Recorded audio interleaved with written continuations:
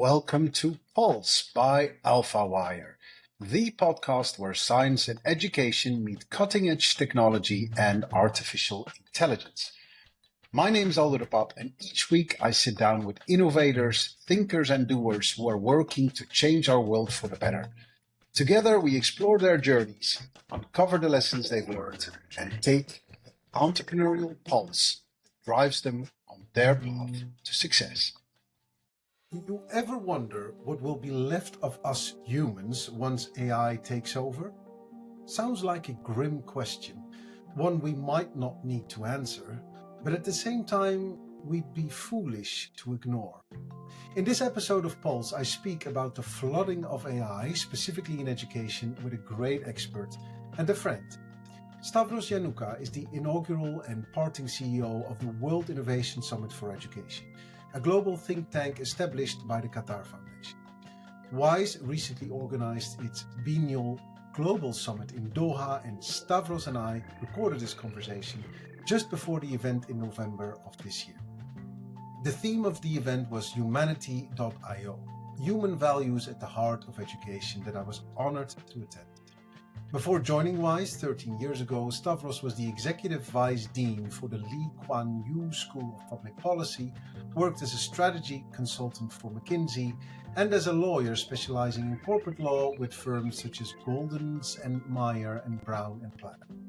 Stavros has recently left WISE as its CEO on December 1st, and this interview was recorded before his departure was officially announced. Sincerely hope you will enjoy my conversation with Stavros Yiannouka. Yes, and it's another day with a Pulse by AlphaWire. And it's not just another day, actually a special day, because I have the great pleasure and honor to sit here with the CEO of the World Innovation Summit for Education, Stavros Yiannouka. Very warm welcome to you, Stavros. Aldo, very nice to be with you once again on this new platform. Yes. It's a great honor that you were one of my very first guests. I had to think of you because I think you accelerated in a certain way also my love for podcasting, because you were so courteous of inviting me several times to invite many of the great guests that come to the World Innovation Summit for Education. So thank you for that, because I love talking, as you are aware, but I also love listening. And I thought, well, let's have Stavros in to talk about this incredible summit that you've been organizing now for over a decade. So we have the 12th edition coming of this global summit, and it's all going to be about humanity. So humanity.io, putting human values at the heart of education. Let's start there. What does that actually mean? The way that we came up with the theme of the summit is really a response to developments in the technology field, and particularly the emergence of AI. And we at WISE have been trying to address this issue of AI and what its impact will be on education for a while now. We held our first convening on this topic back in 2018, in fact, and had a number of discussions. We did some podcasting on it. I don't know if you remember Max Tegmark. He was at WISE in 2019. We recorded a podcast where we talked about, AI and education at some length. Now, obviously, since the release of ChatGPT and the emergence of LLMs, the trend has clearly accelerated. And the interest, of course, in this new technology and what it can and can't do for education is also accelerated.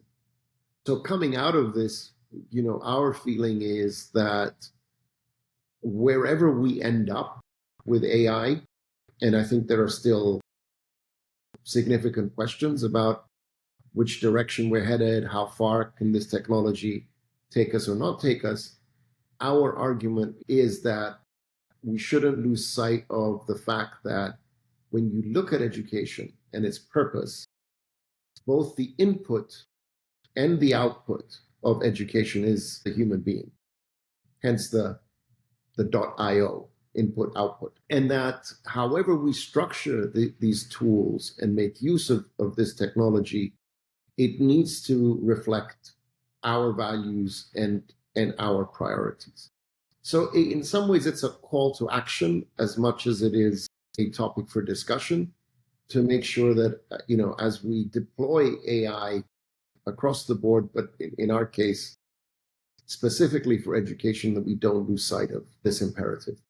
I like what you say, input and output, it's all human beings. So we shouldn't just, develop AI for the sake of AI. We're not serving AI, we're serving human beings and what is in their interest, right? Specifically, if we talk about teaching and learning, early learning, these are our children we're talking about. And how would we like them to function as, normal human beings in a world that has AI a lot more in the center of things than we have it at the moment.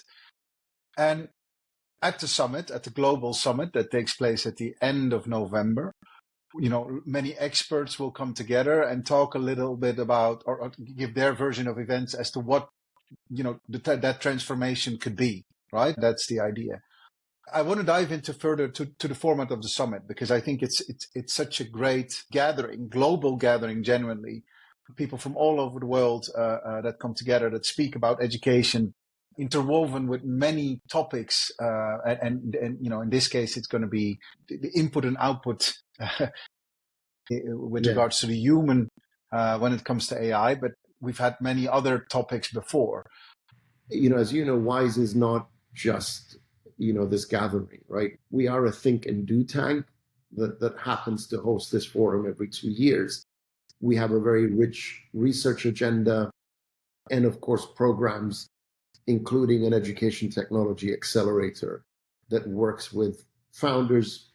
You were one of those founders in a previous iteration of your career, Aldo. So what we did there was really build a research agenda in particular, and build a programmatic agenda around trying to understand how, AI could impact and be used within the context of education. And so part of what we're going to do at this summit, which is on the 24th and 25th of November of this year, is really report back on what we've seen through our research and through our work with startups, specifically how AI is being deployed, to support teachers, to improve and enhance learning outcomes. At least that's the intent. The extent to which, for example, professional development that looks to train up teachers on how to make best use of the tools. Okay, it's going to impact education. Let's make sure that impact is something that we, and by we, I mean, in humanity in its broadest context, is shaping and influencing in a manner that serves our values and our interests. Take me back to the very first WISE. If you look back on kind of, for the very first time setting this up and growing this initiative, or the very first time you were involved, what do you think has changed? Oh, wow. Okay. If I were to do sort of a retrospective, I would say, so I came in when WISE was at 3 years old. So it was established in 2009 by Qatar Foundation, and it very much reflected the vision and aspirations of the chairperson of Qatar Foundation, Her Highness Sheikh Hamza bin Nasser, who really wanted to create a platform analogous perhaps to Davos, that would specifically focus on the great challenges of education around the world, really with the objective to making sure that the benefits of education were brought to as many people as possible, and in fact, to realize the millennium, which subsequently morphed into the Sustainable Development Goals. of ensuring that every person has access and can benefit from quality education. And so, WISE, the event, was born under these very auspicious circumstances.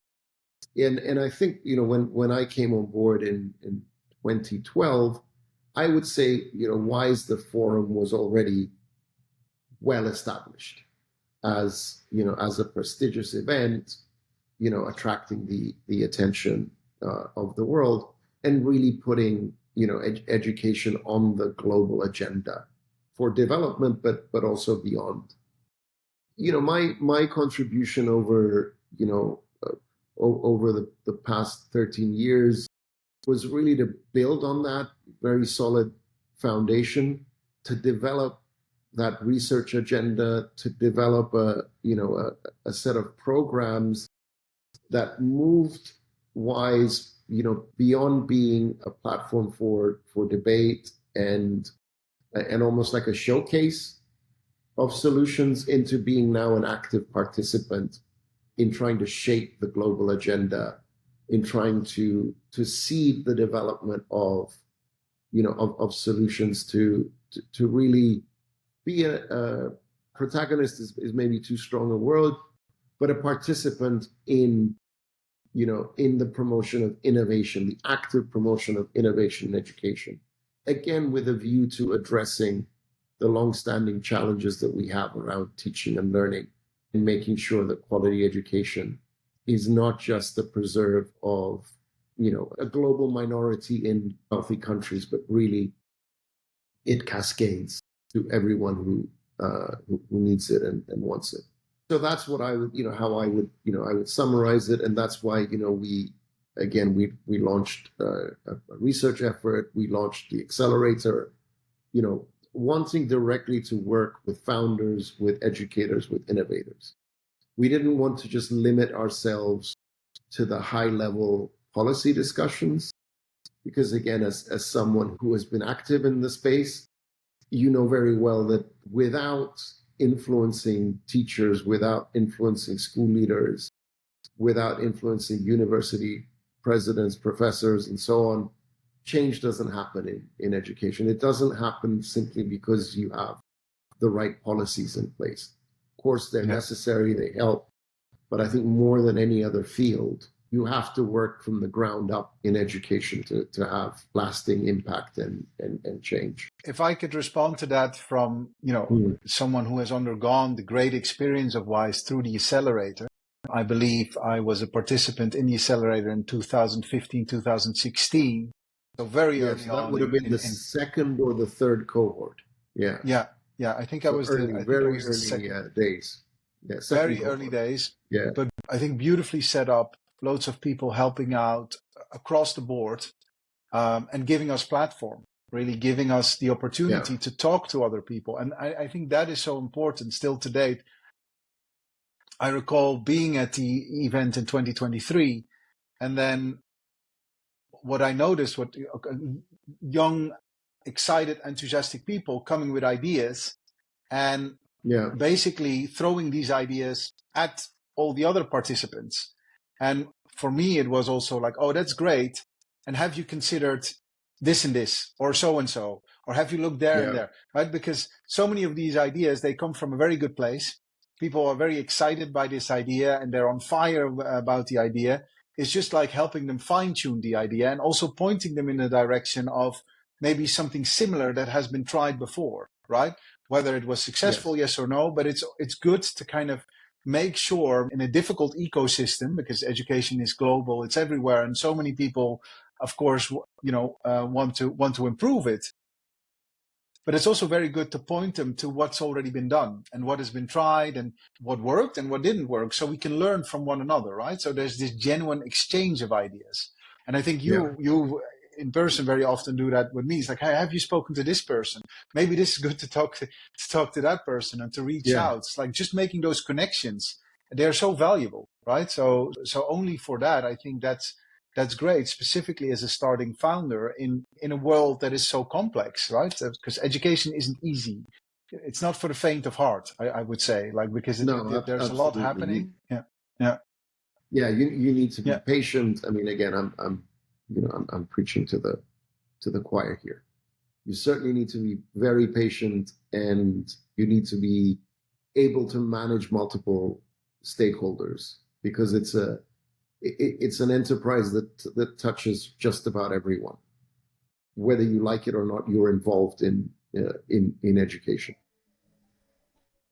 Yeah, Look at kind of at it from an organizational perspective, maybe a little bit from a helicopter, like how do we set up a platform that facilitates all these things, right? So, which is different from I'm a lifelong educator, like I'm not, but many people that you meet at WISE, they might come in from a different angle. So what I think is so interesting is your perspective on setting up this platform and making sure that it becomes successful, right? That is an interesting perspective. And my question was going to be, is that a perspective that always works, or do you sometimes feel you need to be on a different chair?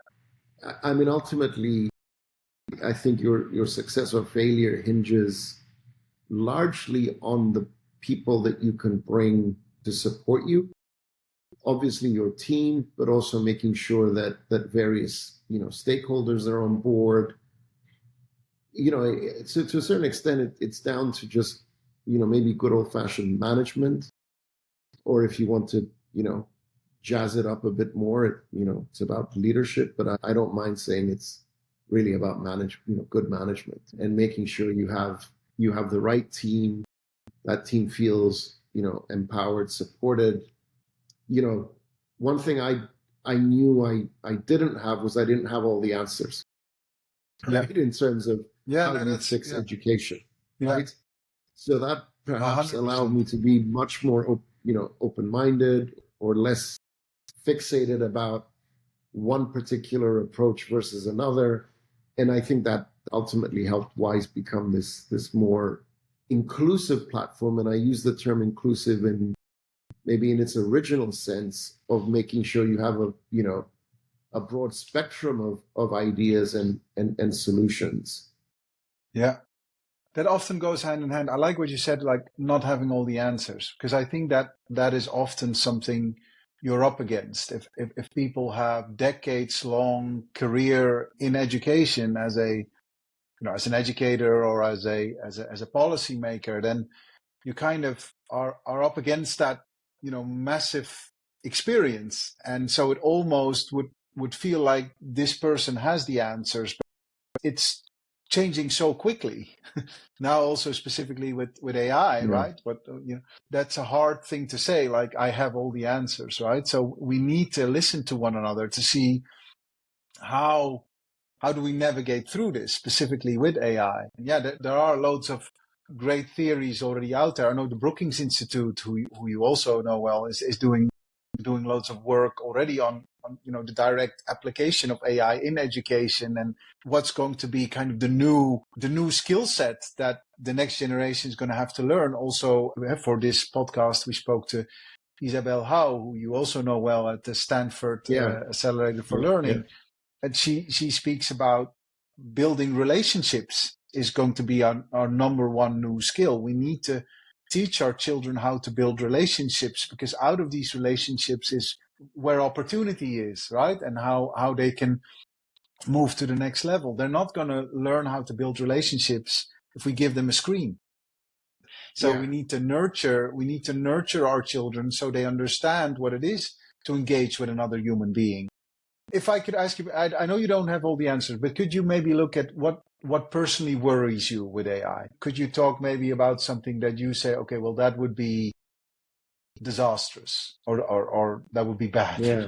What worries me the most, I think, about AI is, again, I'm going to speak from a sort of education standpoint, not the broader issues, but I think as human beings, we do have a bit of a tendency to be lazy, meaning, to look for the path of least resistance. And maybe it's, maybe it's an evolutionary trait that kind of, served us well in the savannah way back when we were, kind of hunter-gatherers, and, you don't want to be expending energy unnecessarily, or If something tastes sweet, it's good, so go for it. In a environment of scarcity, when you can eat, you eat as much as you can, right?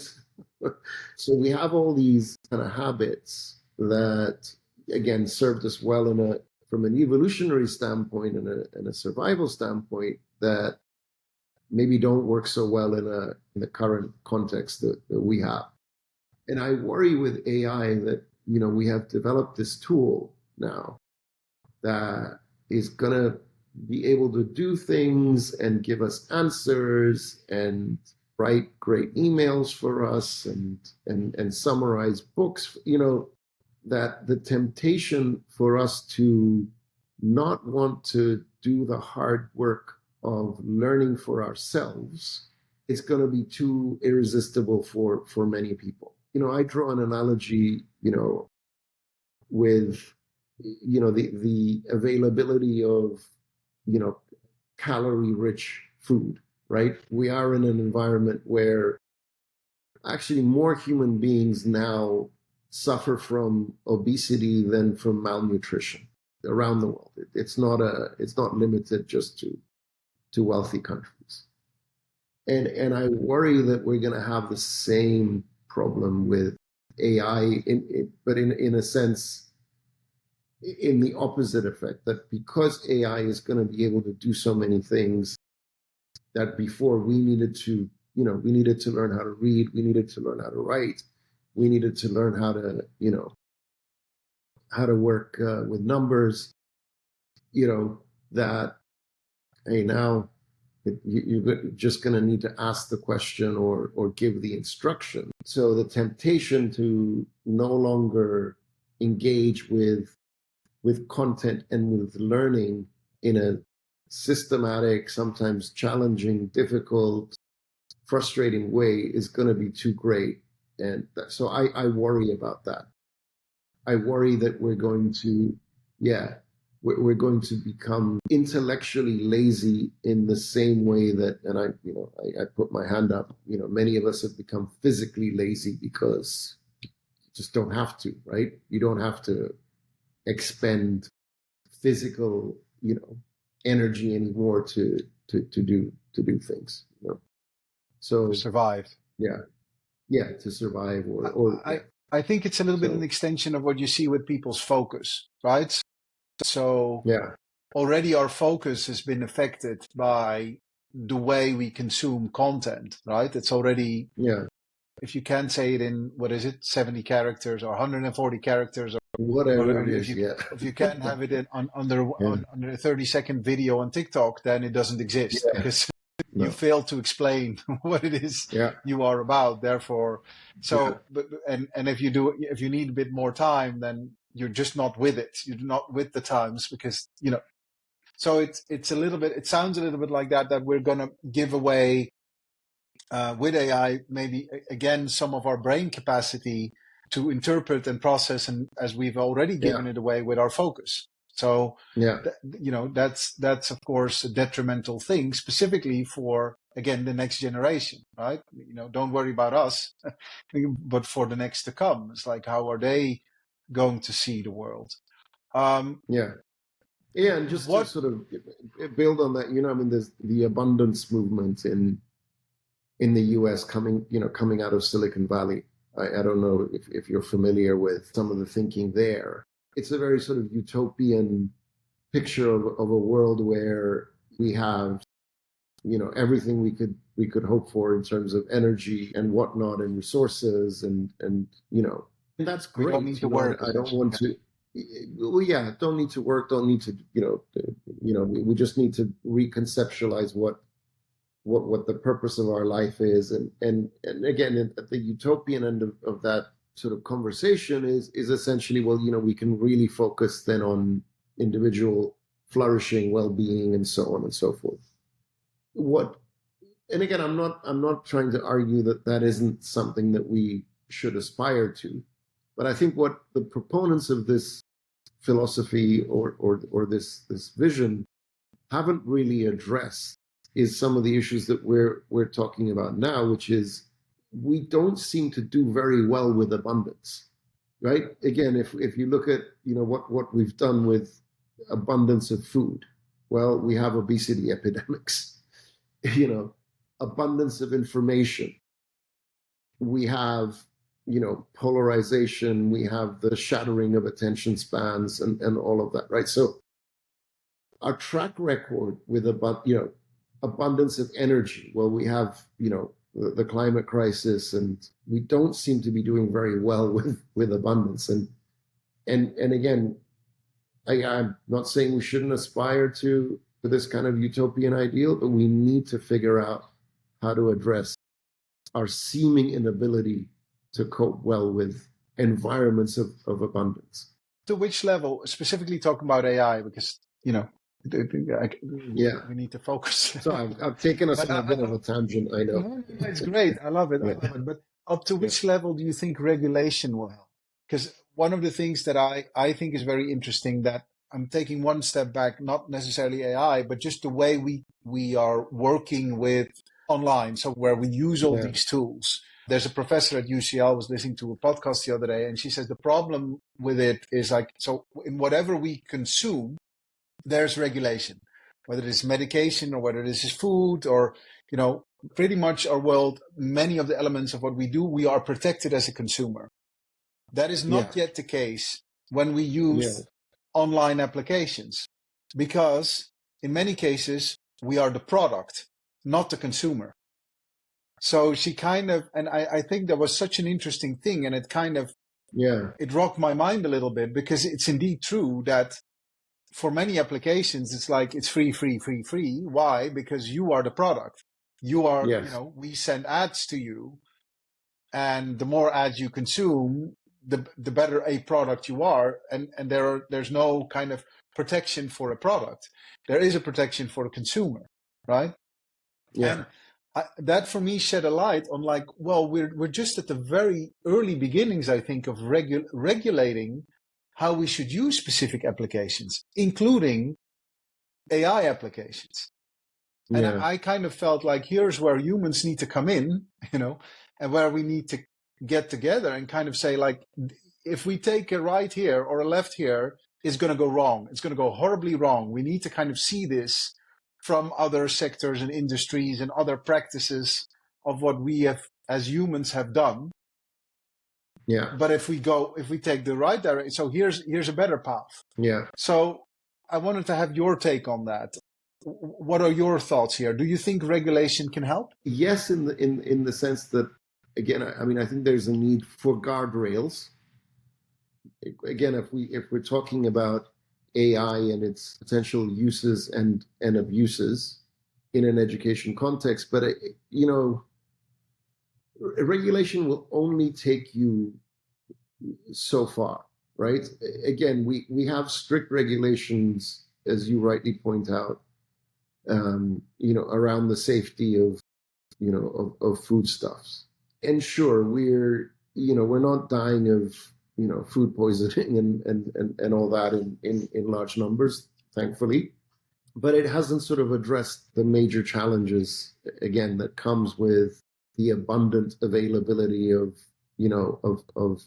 calorie-rich foodstuffs, for example, right?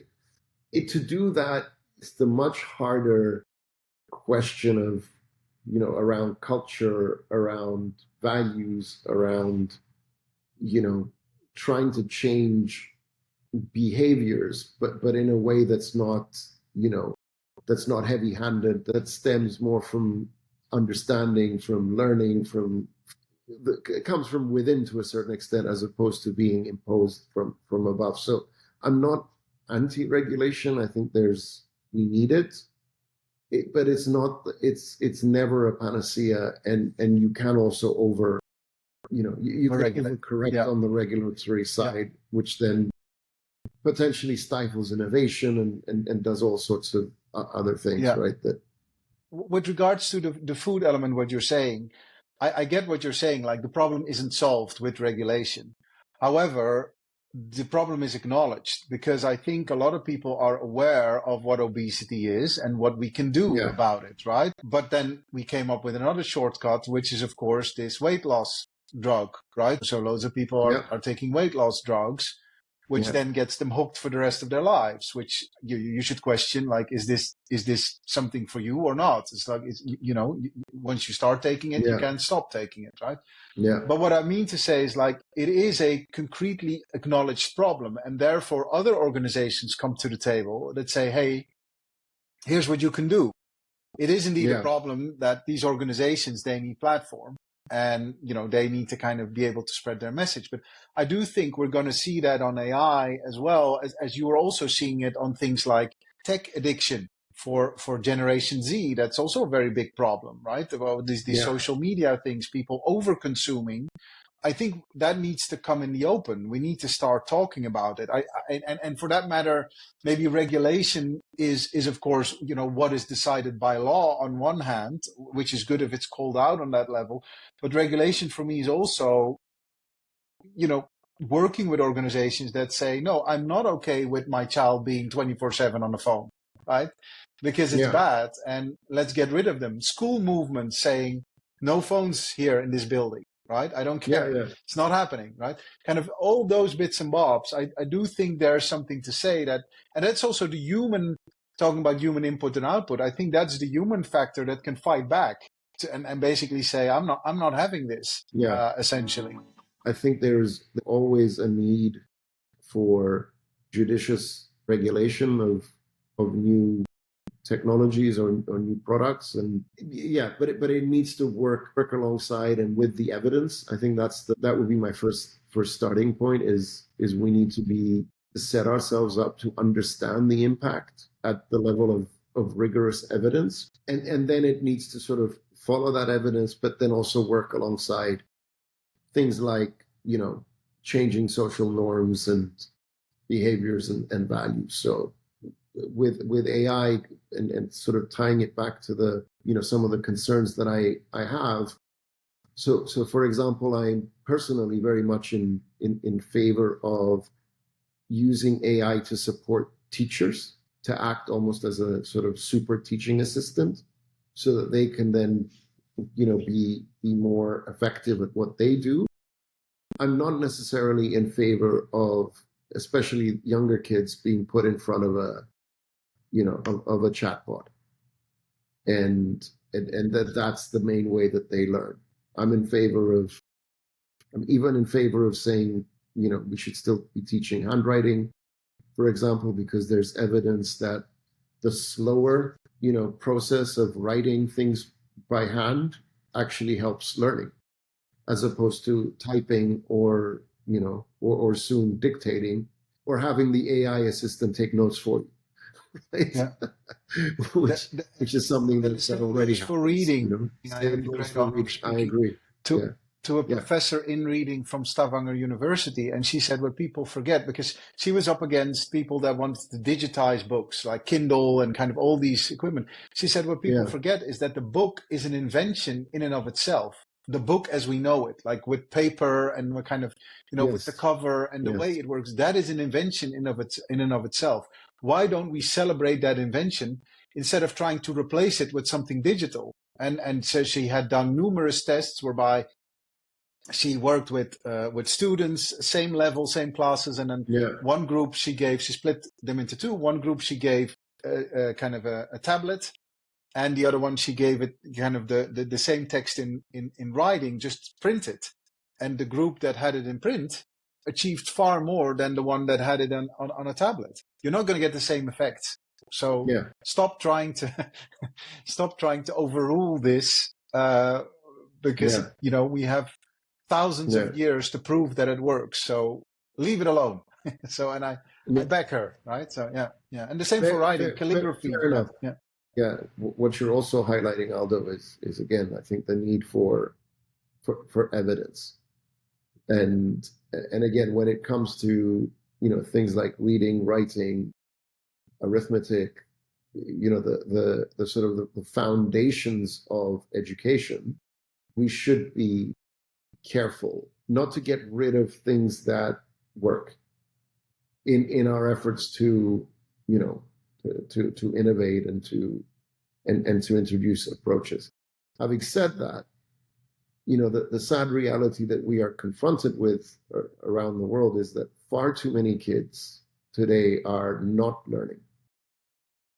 And that's got nothing to do with technology.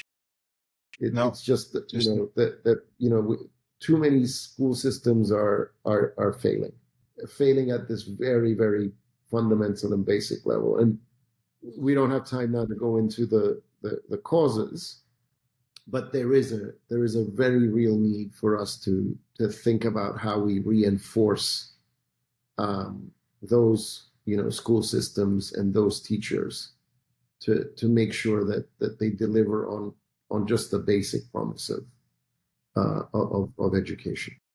Yeah. We forget that sometimes. Huh? I mean, I haven't forgotten, but it is true that when we're so advanced into AI and this tool and that tool and, this to the fourth or the fifth, it's a specific Western perception on education, whereas in many parts of this world, kids don't even get to go to school, or there's, or the level, as you say, is so bad that there's nothing in it for them. So there's no future because of it. And AI I remember from the last summit that one of the panel members said we should try to make sure that AI is a genuine equalizer so that everyone can access AI, not just a select few, right? So that is another thing to discuss. We're almost at the end of our interview, Stavros, and I'm so grateful for your time. I have two more questions before my last question. So, one question is just going back to this summit, this very exciting summit in November. What do you hope would be the outcome of such a summit? Ultimately, what forums such as WISE do is they bring people together to have conversations and to try and forge common ground around challenges that we face as individuals, as societies, as one sort of human, creating a sense that we're in this together as one global civilization. And I want to say that we let go of such initiatives at our peril. There is tremendous value in bringing people together, and it's intangible, I know, but what differentiates us is it's what when Isabel talked about relationships, right? That is one of the distinctive features about human beings is that we forge relationships and we forge groups and we come together as collectives to advance and even to survive, right? I mean, that's our superpower. Yeah, and they inspire and ignite us to go further, right? I like what you said about you can always go back and find your way to the people that you've spoken to, that you have met, right, in Doha, and kind of revisit or help, ask them to help you, but at the same time, it's also a great kind of feels a bit like a summer camp, like you're all ignited, you're all kind of, let's do this, let's take this on. Right, even if they think differently, that's okay. I mean, the fact that you can hear from people, and you can sort of look them in the eye and sit down with them and, share a coffee, even if you disagree on, the best approach to teaching mathematics. It is part of the process of humanizing people that have different opinions from you. And again, I mean, that is something that we shouldn't abandon lightly. 100%. My very last question, as always, is about reading a book that on your journey from Singapore, from Cyprus to Singapore to Doha, is there one book that maybe inspired you, or maybe two, or something reading that you say, hey, this is what got me going in my path on who I am today?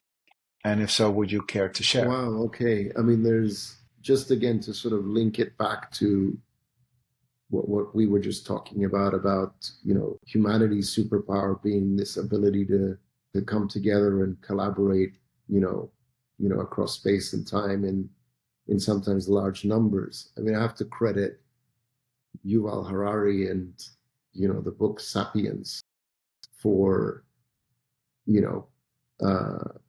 bringing that point home, at least to me, and I think to many people as well. So that's been, for me, quite an influential text.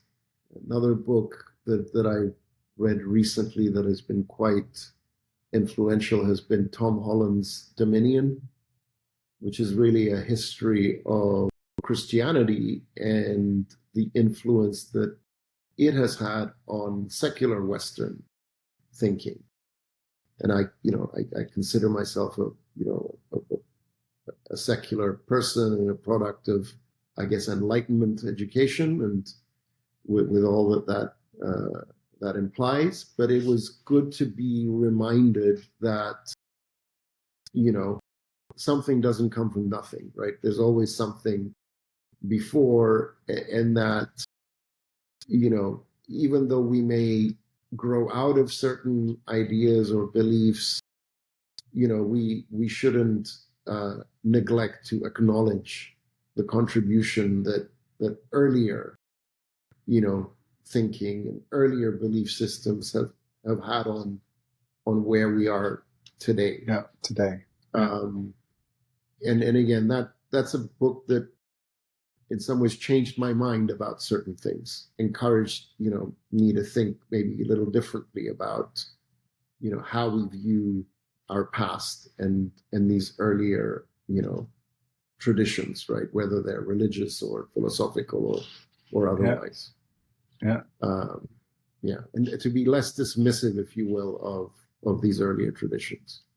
Yeah, most definitely. I mean, it always teaches me things never happen in isolation, right? They're always connected, and we sometimes tend to think like, hey, I just came up with this, or we as a group came up with this. It's like, no, it's never been that way. There's always we have a sort of seemingly unending capacity to reinvent the wheel. Yeah, exactly. But, it also stems from just simply an inability to consume everything that's been produced in terms of knowledge, right? A single human being cannot, it's just impossible. Loads of work to be done, Stavros. Thank you so much for your time. Yeah. I enjoy talking to you very much. It was a pleasure. Thank you so much. So I'm going to have as a call to action WISE, the summit, the upcoming summit in November 23rd and 24th of November, humanity.io. 24th and 25th. Apologies, 24th and 25th of November, but also so much more around WISE, and we'll be sure to include the link to WISE in our show notes so people can visit it and educate themselves on all these things that are out there. Great pleasure to have spoken to the CEO of the World Innovation Summit for Education, Stavros Yiannouka. Thanks so much. Thank you, Aldo. You've listened to Pulse by AlphaWire, produced by Natalie Piles and Amela Faisal, with great music, The Optimist, written by Holly Hamill, performed and produced by ALO. Episodes hosted weekly by me, Aldo de Pape.